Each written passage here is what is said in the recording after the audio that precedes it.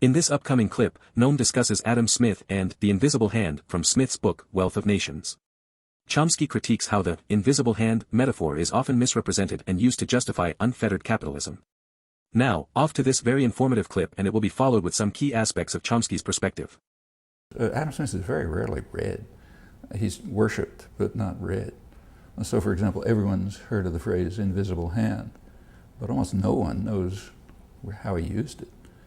The term invisible hand actually does appear in his classic Wealth of Nations once.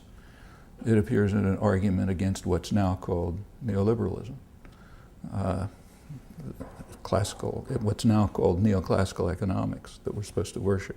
So we're supposed to worship Adam Smith and neoclassical economics, and they radically differ on the notion invisible hand. Adam Smith was concerned, as David Ricardo later was, that if there was free movement of capital and free import of goods, he was concerned about England. He said England will suffer because British capitalists will invest abroad and they'll import from abroad, and that'll harm the English economy. Ricardo had similar concerns. And Adam Smith then gave an argument. It was not a very good argument, but his argument was that English investors will prefer to invest in England because of what some called a home bias. They'll have a preference for investing close by, and therefore, as if by an invisible hand, England will be saved from the menace of free capital movement and free imports.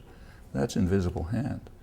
What's that got to do with the Cato Institute or the modern enthusiasm about free capital flow and having U.S. corporations invest in China so they can send stuff back here to sell cheap, exploiting Chinese workers? That's not Adam Smith. And it goes right across the board. I mean, everyone who went to college learned the first paragraph of Wealth of Nations, in which he talks about how wonderful division of labor is, allows for all kind of efficiency and productivity and so on. Not very many people got to page, whatever it is, page 400, in which he points out that division of labor is monstrous because it turns people into creatures as stupid and ignorant as a person can possibly be.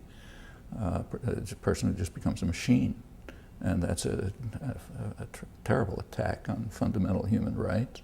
And therefore, he says, in any civilized society, the government is going to have to intervene to prevent division of labor. How many people get that far? In fact, Smith does give arguments for markets, rather nuanced arguments. Or just take what they call trade.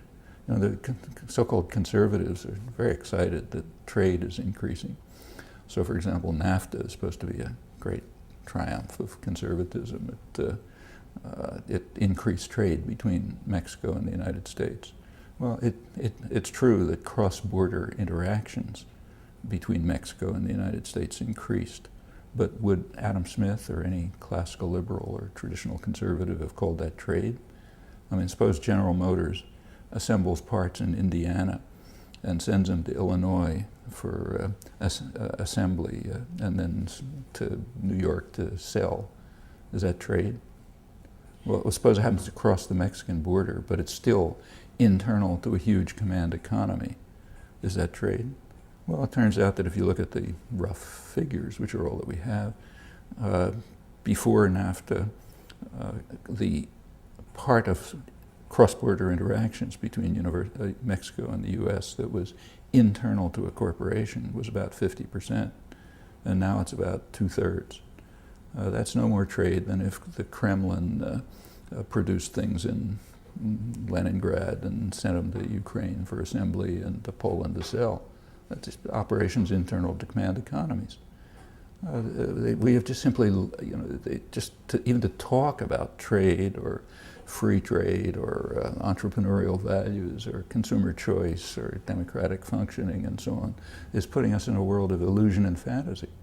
That's why these terms are all demeaned, not just conservative. Chomsky recognizes Smith's significant contributions to understanding market forces and the potential benefits of free trade. He acknowledges Smith's emphasis on the importance of individual freedom and his critique of monopolies. Chomsky argues that the invisible hand is often misinterpreted as a guarantee of optimal social outcomes. He emphasizes that Smith himself didn't use the term extensively and focused more on specific cases and the need for government intervention in certain situations. Chomsky raises concerns about the potential for market failures, such as income inequality, environmental degradation, and the dominance of corporations, which he believes the invisible hand fails to address. He argues that unfettered markets can lead to negative consequences, requiring government regulation and social programs to mitigate these issues. Chomsky emphasizes the role of power dynamics in shaping markets and argues that the invisible hand often works in favor of the powerful, further exacerbating existing inequalities. He believes that a focus on social justice and democratic control over economic institutions is critical. Overall, Chomsky's view on Adam Smith and the invisible hand is critical and nuanced. He acknowledges the value of Smith's ideas while simultaneously highlighting the limitations of unfettered markets and the need for responsible economic policies that prioritize human well-being and social justice. Well, I hope you liked the video and give the channel a subscribe. You can now join the channel as a member for 99 cents a month. It would help me with producing content, a way of you donating. Now, take care and bye-bye.